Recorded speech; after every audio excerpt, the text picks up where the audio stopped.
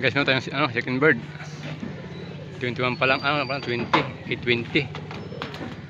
Ay, second bird natin guys. Ang gandang pawin natin ngayon, mabilis. Sino to? Ay, si Blue Bar. Ang ating pasaway, pag na-drop ay doon na baba sa kabila. Second bird natin guys. Ayan ba? Ang drop niya ngayon pasok. Nice flight. Second bird. Pasok. Wala pa natin nakapan-race.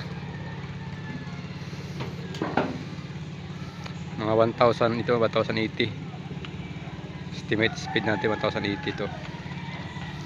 Yung ating first bird 1,000 11 megad. Ayan dalawa na guys.